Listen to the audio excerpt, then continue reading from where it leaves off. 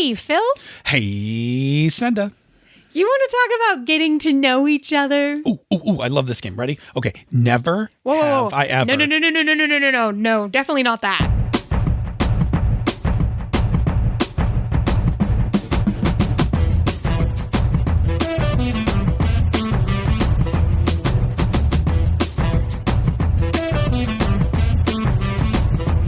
And welcome to another episode of Panda's Talking Games. I'm your host, full of anxiety and control issues, Phil. And I'm your other host who is apparently supposed to be opposite of that somehow, but I'm not. You can pretty much just say you are too. I'm just that. I'm your other host who is also that, Senda.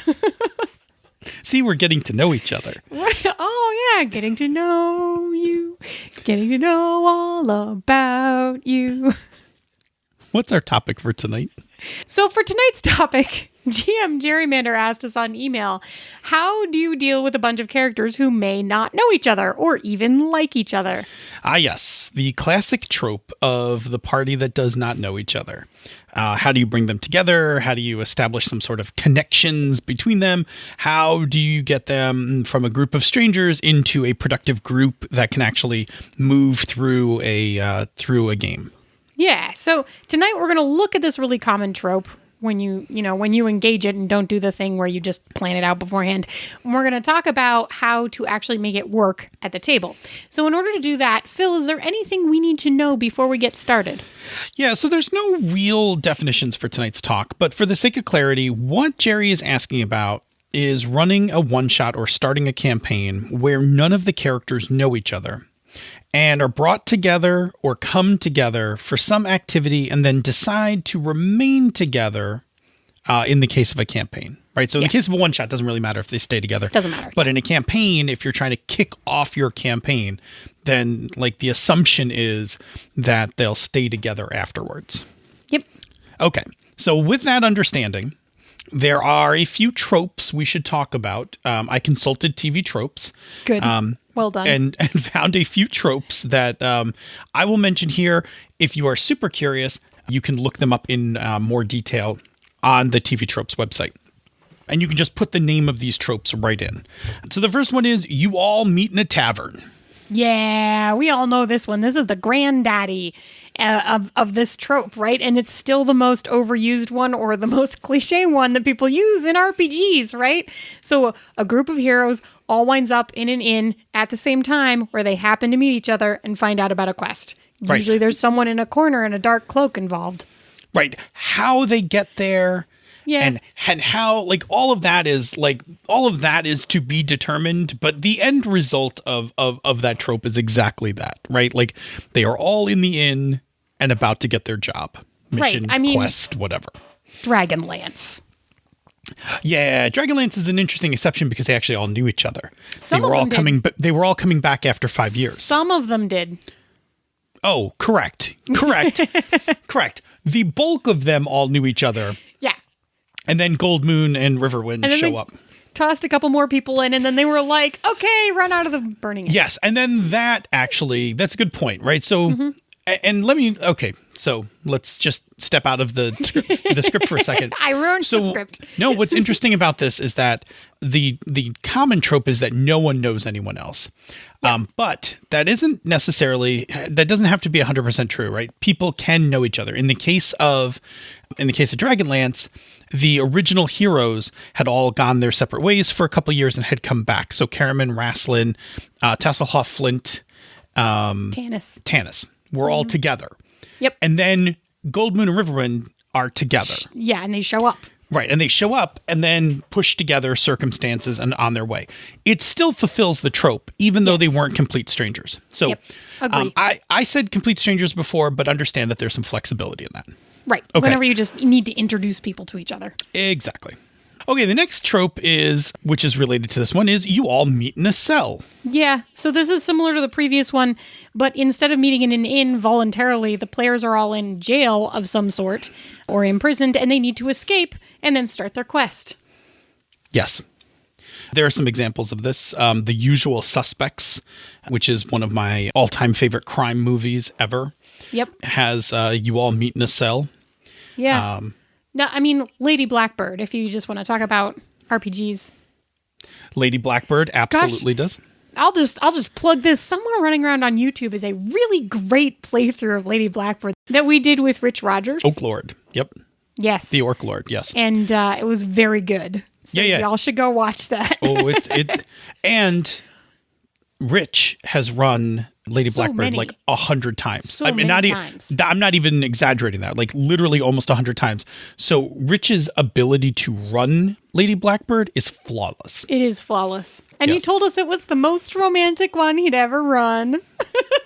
Making heart symbols. Okay. Scum and Villainy also has a starting adventure where in the third book, the one that's patterned after Star Wars, you actually all start in jail and have to break out. So you meet in a cell, pretty common trope. The last one is a little more obscure. It's called Closed Circle. Mm-hmm. So this is one where like circumstances are causing the characters to be isolated together, right? So like no one can come in from the outside and no one leaves the area. This is kind of it's a horror movie kind of trope, but like I ended up playing a protocol game that I can't remember the name of now where, you all get to the cabin right as the winter storm hits and then no one can leave because it's such a huge blizzard outside that, you can't make it to the next safe house. That is the best example of a closed circle. Yes, right? Yep, yeah. Absolutely. Okay, so cool. No matter how you do it, right, the result is the same. A collection of individuals or small groups of individuals that are in the same space and must get to know each other while at the same time working on the quest/mission. Yes. So tonight we are going to take on the player and GM roles for looking at this issue. I'm actually going to go first tonight. I'm going to talk about how to GM bringing a group of strangers together. Yep. And then I'm going to talk about how, as a player, you can make this fun and productive. Cool. So, as a GM, this is while it is very cliched, it is a perfectly valid story tool that you can use to get your game started. It just is, right? So don't shy from it because it's cliche. It just is cliche, but people know how it works. Yes. Okay. There is actually a bit of structure to this trope. And so to get it right, you're going to want to highlight a few things. But first, let's break apart the structure and look at each of the individual beats inside the structure. So it starts with some individual spotlight time. Yeah. So this is where we get to learn a little something about the character before they kind of become part of the group. They just get a moment to basically have self-description and some kind of action. Right. Then there's an impetus to come together. Yeah. So that's something causes all of the individual characters to go to one place. So whether that's a snowstorm and now you've all made it to the cabin, or whether that's, you are at the same inn because you were all looking for some place to spend the night, whatever. Right. Now, an important note here, which I did not put in the notes, is the impetus does not have to be the same for everyone. Oh, so yeah. In the case of Dragonlance, the original heroes all meet in the tavern because they're all coming back together as they promised. Yep. But Riverwind and Goldmoon, they're not part of that. but I believe their impetus is they were sent there, right, to look for them? I don't think so. I think somebody's going to correct us on this. It's okay. It's been a long time, yes. But they ended up there. I think that they actually ended up there by sheer chance because they were traveling away with the staff. They were on the run. I have a feeling that maybe in the larger scope of things, maybe it wasn't really chance. But you know what? It's been in the eons since I've read it. Yeah, I can't remember. But even if it was just to shelter themselves and get a bite to eat, that is a different impetus, right? So one group walks in because they're cold and tired. The other group has met up after a promise for, I think it was like 5 years or something, or a year or whatever, to come back and report to each other. Okay. All right. So that's the impetus. Then there's the meeting. Right. So this is where the characters actually meet one another. Mm-hmm. Yay. Then the mission. Right. So now the characters find out what objective or goal they need to achieve. So if we think about Dragonlance for the parts that Phil and I apparently remember after all of this time, I don't remember. Something terrible happens and they all have to run and the inn is like on fire. So like cool. Well, because I believe somebody comes in looking for the staff. Correct. Yeah. And then they have so to now get, they have an objective, which is that like they need to protect Goldmoon. Yes. I will argue that is not really the mission, right? Like that is that's fair. That's the meeting. The mission Okay. is what happens later when they kind of collect themselves and decide to go off. That's what they're going to do, and they're going to go take care of it as a group. That's fair. Yeah. That's fair. Yeah, the mission is usually the thing you're going to do for the rest of the adventure. Yeah, that's fair. Right? So the meeting can have an action scene, or the meeting can just be dialogue. In this case, the meeting was action and a chase. Yeah, which is kind of a weird way to do it because sometimes you get at the table, you get really uncomfortable, awkward dialogue when people don't know each other. You know what's awesome is when we pick a piece of media that neither one of us remembers clearly, and then we try to and pick just it apart. starts talking about it. You know, like we have absolutely a complete mastery of this. We will get picked apart on Twitter on this, and I don't even care. It's okay. Oh, here, it's right up here. You want me to grab it? No, I have it in hardcover signed by Margaret as well. I know, but it's right up here. No, we we don't have time for you to- copy. I have the whole trilogy signed. Ooh, is it the pretty one with the annotations in the margins? No, it's just a hardcover one with nice jackets. But I had Margaret sign all of them. My son has them. Oh. Anyway, so we talked about the mission. Yes. So we talked about the mission, right? The mission is the thing that like everybody like that needs to get done. Yep. And then the group departs for the mission, whatever Right. the next stop is on the mission. Right, or the first stop, I should say. They start taking collective action on the objective. I will say, because there are instances, if we talk about like that circle one, where like you can't actually physically leave to the next like spot. Yeah, but like you come to a conclusion about what the next thing you're going to do is, and usually that involves going to another place. Yeah, so maybe the better way to put this is the group advances the story. They advance the story to the next Yes. objective. Like they figure out the thing and work on it. Yeah. Okay, so now understanding that, right? Individual spotlight time, impetus to come together, the meeting, the mission, and advancing the story, right? Understanding that structure, here are some tips as a GM for how to make this little framework work best, right? So the first one we'll start with is creating the individual scenes and beats. Right. So you want to highlight something cool or iconic about the character, right? So you want to display their competency or what their trouble is. And this is when the other players start to get to learn about that character at the player level so that they can get an idea of how their character is going to interact with that character at the character level. Yep. The next thing is figure out what brings them together.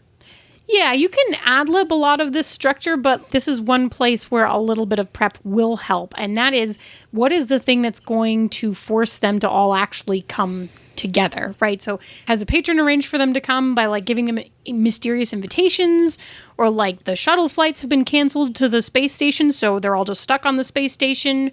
Or is it a, like, you meet in my office right now, you're all my worst detectives, and you're going on this mission together, whatever it is, right?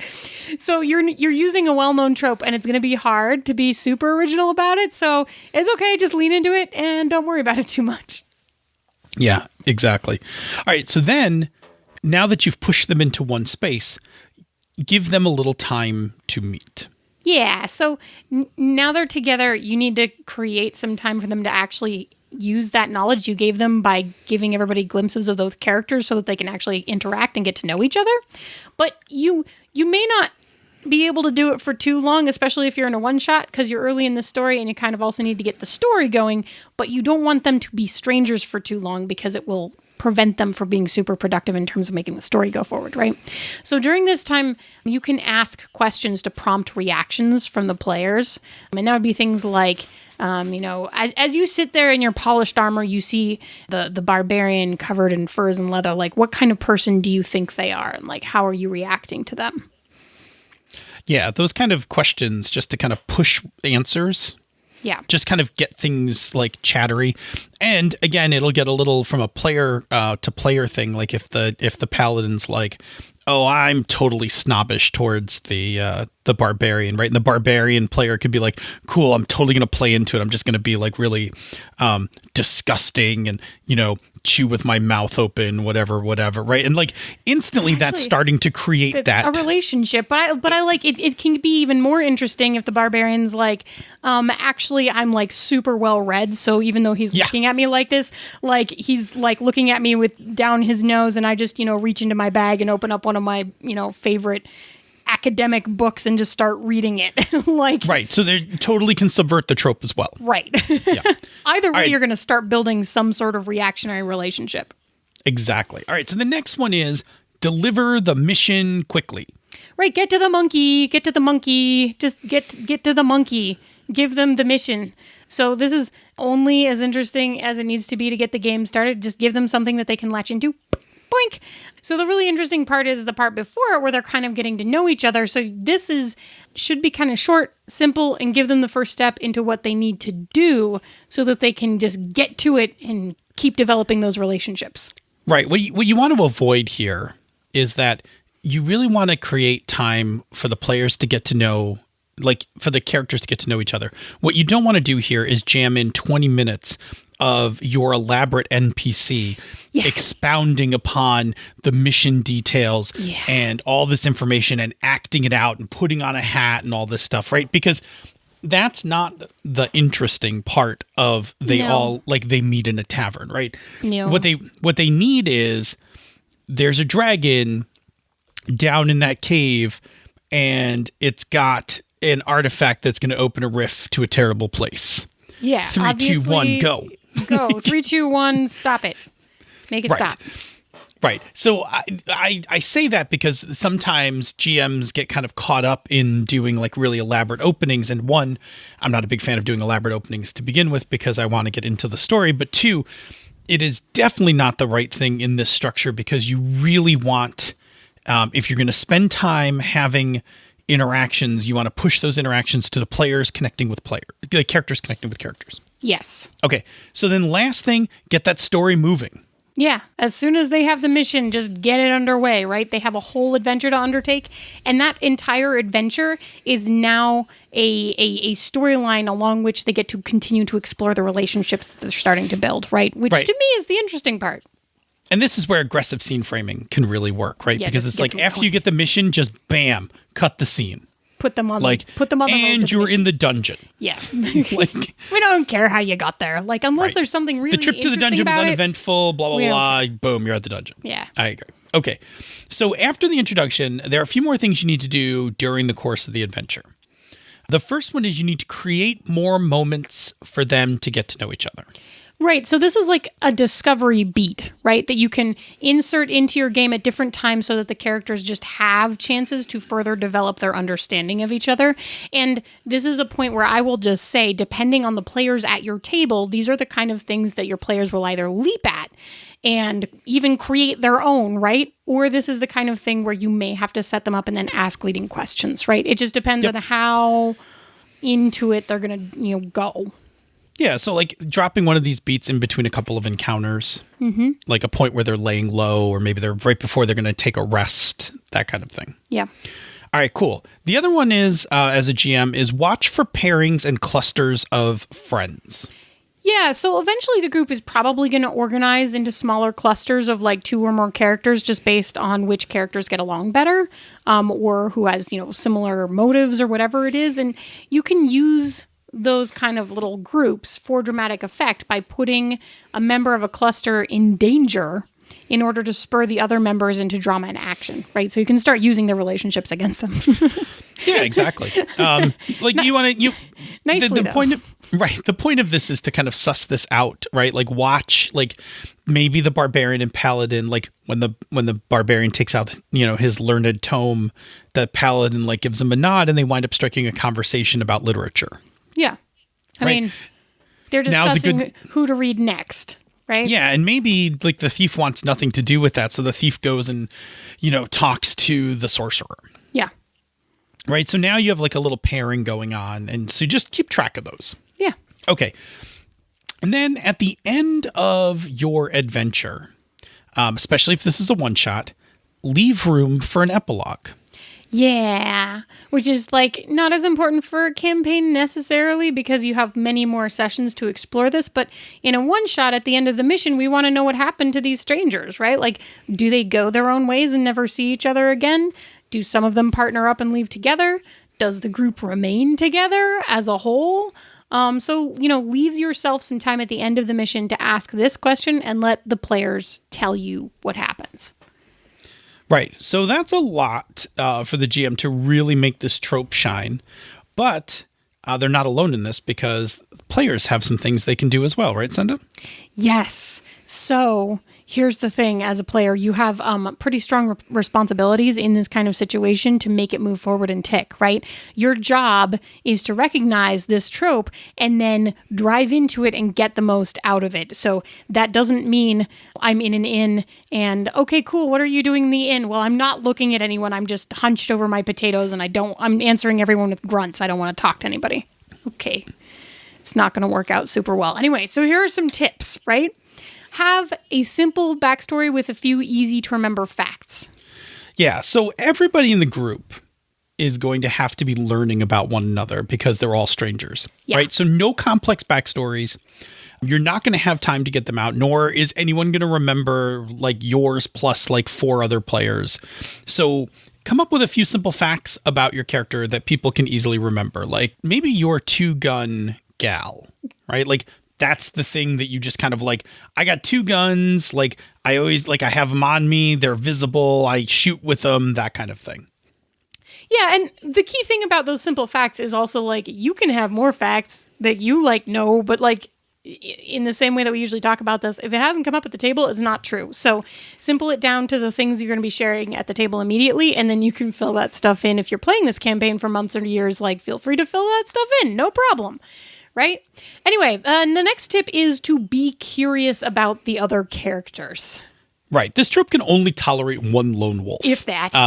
If that, right? Preferably it tolerates no lone wolves.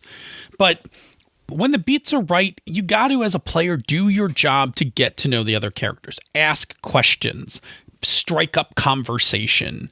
Yep. Have banter. Like those kinds of things. Yep. And then do things together. Yeah, so if this mission, quest, or whatever has opportunities for splitting up the entire party, don't ever go alone. Never. No lone wolves. Yep. Take somebody with you. Mm-hmm. This is a perfect time to take your buddy that you've made. Yeah. Like, hey, we're going to go down and explore the left-hand hallway. I'll take the thief with me. Perfect time to have a little banter while you're exploring. Yes, indeed. Okay. And then, as a player, it is also your responsibility to keep the game productive. Yeah, because exploring and learning about the other characters is awesome, but the purpose of this adventure is to do the mission, quest, or whatever it is. So you've got to juggle the getting to know each other part with actually doing the adventure. Yeah. Right? So you got to keep the game productive. You got to keep moving to the next encounter, pick up the next clue, figure out the next puzzle, whatever it is that keeps this game moving along. Yep. So don't be a jerk. Yeah, don't be a jerk, right? So let's be clear. Like when I say productive, right? So we're talking about, again, try not to lone wolf this thing. No Leroy Jenkins, no chaos makers, button pushers, none of those things. Like right. Those things don't help the adventure. If you're playing one of those characters, you want it to have that flavor, you can refer to our episode on Lone Wolves about how to make that work as a player at the character level with all of the players on board with you. And so, just refer back to that. Cool. So you also need to emotionally invest in the other characters. Yeah. So as this game progresses, from the time that you were strangers when you first meet up to as you are approaching the climax of the story, you need to have built some emotional investment about one or more of these characters, right?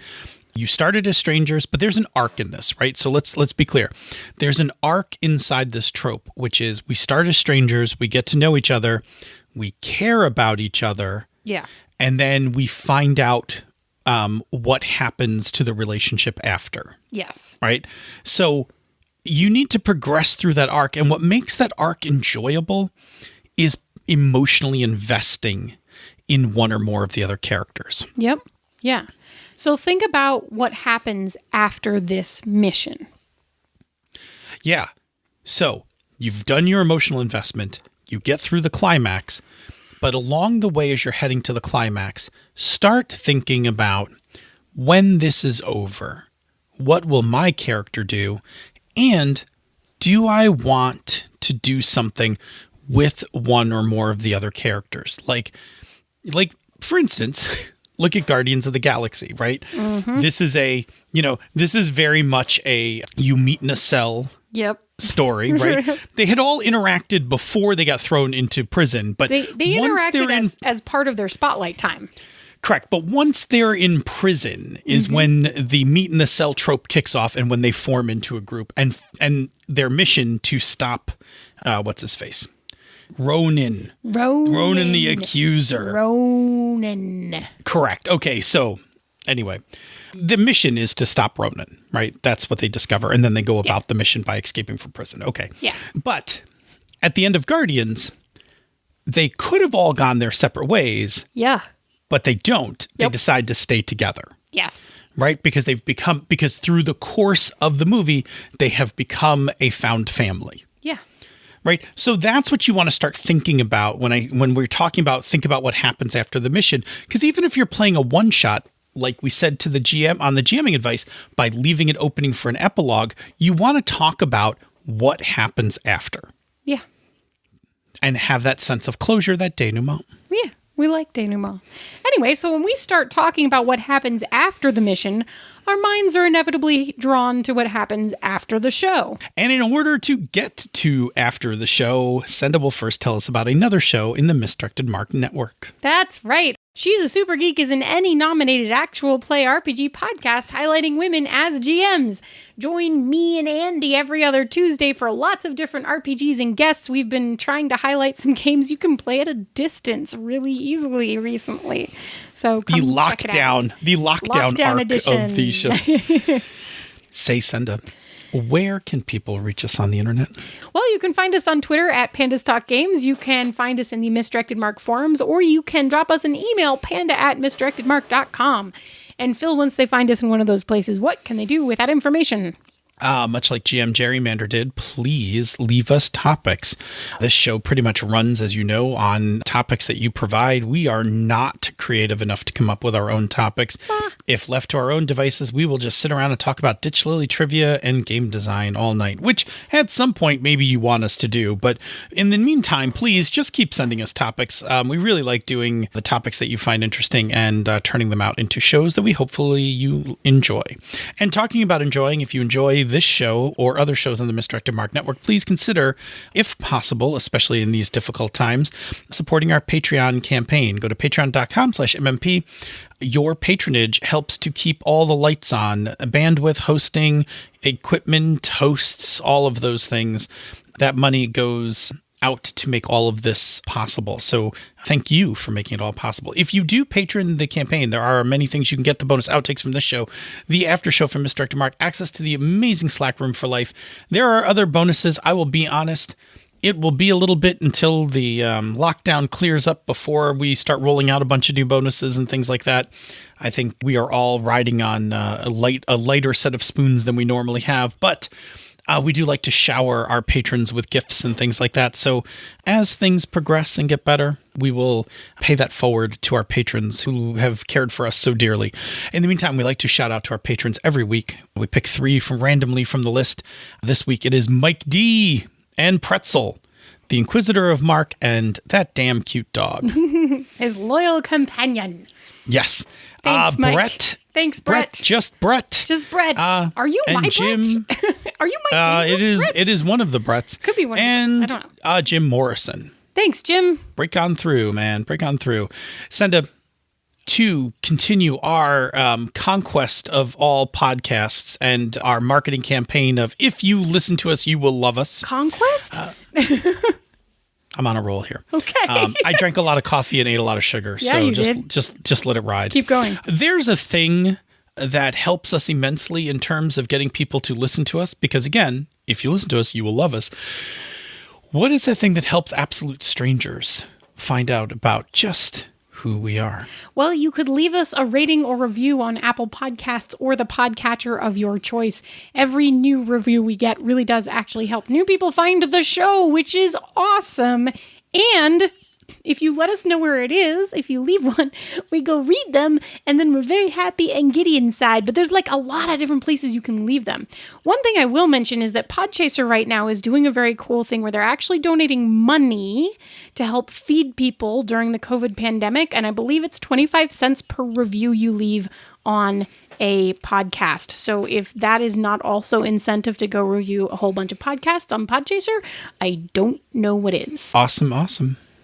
So, Phil, show me how you are going to bring your heroes together for your Icons game. Cosmic Invasion.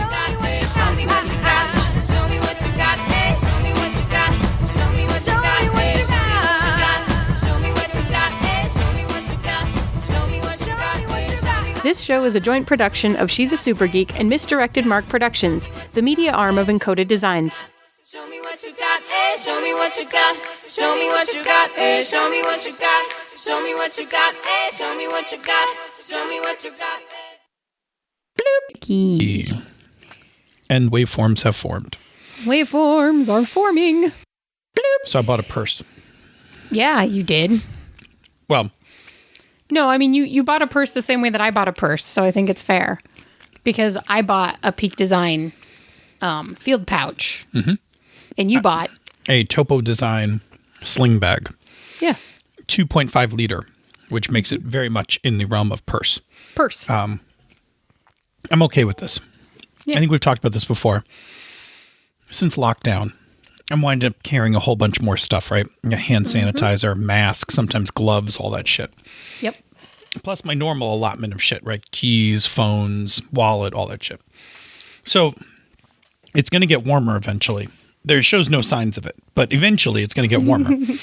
Someday. Right. When it does, I'm not going to be able to wear my sweatshirt with my big ass kangaroo pocket. Yep. Therefore, I will have to try to fit all those things into my many cargo pockets because... Which you could. I could, but it's going to... Like, my pants will weigh a lot, right? Your pants will weigh a lot, and you would have to do the thing where every time you came in, you would have to then, like, empty, like, 5 different pockets. Exactly. And then, like, before you go out, like, fill, like, 5 different pockets. Exactly. So I was like, you know what? I should just get a sling bag. One, because I don't have a... I don't have a small sling for anything. You didn't have something in that size range. Right. And I was just starting to research them. And then I got like an email from Topo Designs who was having a 25% off sale. So I got this sling for like $38, which is a steal for Topo Designs. That is a steal. Right. Yeah. And Topo's like, high quality, really nice bag stuff. So anyway, I got it and I loaded it up and I threw it over my shoulder and slung it over my back. And then I went into the car and took it off and put it next to me and unzipped it to get something out of it. And I was like, oh, it's a purse. It's totally a purse. And for a second, that leftover patriarchy and coding was like, oh. And then I was like, fuck that. I'm just keeping all my shit in the sling bag. Shit's useful. I think when I go out, with hard pants or hard shorts, as the case may be, I will probably throw my iPhone and my car keys or something in my pockets and just throw the sling over my back. Yes. With everything else. But it's really convenient. I got a bunch of shit in there that I need, but I don't have to there's no where in my pockets I can put a squirty bottle of hand sanitizer. No. That shit's gonna it gets popped or squeezed or whatever, and then I'm gonna have hand sanitizer on me, dripping down your pants. Bloop. Nice mug, by the way. Oh, thank you. That's my Yes, Contigo. we talked about it last time. Yeah. It's very good. Bloop. So this is week 6 of lockdown. Yeah, it is. I pretty much got the. Oh, geez. Tomorrow's the beginning of my week 7, actually. Oh, yeah, because you're a week ahead of me on this. Oof. Yeah, because my kiddo was sick, so I just stayed home and then I never went back to work. You were home when I was texting you, when are they going to send us home? Yep. Because my office was still working. I was just home with a sick child. Right. And then, he got better. Right. But then, we just never went back to work. That was and that's it. legit. So yeah, I'm on week 6. The work part I got down. Like, I'm not even stressing over the work stuff. Like, it's not bad. Occasionally kids are noisy in the background. Can't do anything about it. By week 6, it is what it is. Right. People honestly should be more understanding than that by now. Like, life is life. Bloop. Hey, we were going to talk about cookies. Oh, me? I don't know. It's furlough day. Like, it's still weekend. I haven't even started my week yet. That's kind of, sucks, but... It got nice out, and I went for a walk. Oh, it's not going to get nice here for a while. And then we played croquet, and I hoed the crap out of a part of the garden and planted some Brussels sprouts. Wow, you did like a bunch. Kinda. Not really. But more like I just was like, I need to be outside. The sun is out. Oh, God, it's been so horrible. I'm so depressed because I've been inside. Bloop. So the nice part is we've reached at least the point where the cold is no longer radiating off the wall of my basement. Like, right, I don't my see you basement is up. my basement is still colder than the house, right? Like, it's still chilly down here, and it's still going to be. I'm in sweats and a sweatshirt. It's always like even in the summer. Yeah, my basement's always cold. It's just inevitable. Right, in the summer it's actually comfortably 10 degrees cooler down here, but in the winter it's Andy likes living down there because I have a lot more heat tolerance than she does. It's much cooler down there. So, bloop. And yes, now it's time to start the show. Okay. It's 12 minutes. That's excellent. That's excellent pre-show reel. It is now time to start the show. Otherwise, if we go any longer, you will be very upset. So I will be sad, anime girl. With that aside, let's begin the show. Meow. Meow. Bloop. Hey, Phil. Hey, Senda. You didn't say it right. Oh, I didn't say it the way you like me to say it. Okay, let's try it again. Ready? Sorry. Bloop. Definitely not that. Music, please. Never have you ever what? I want to know what you were going to say. For the outtakes. He's shaking his head no. Nope. That is the kind of thing that winds up with a delete.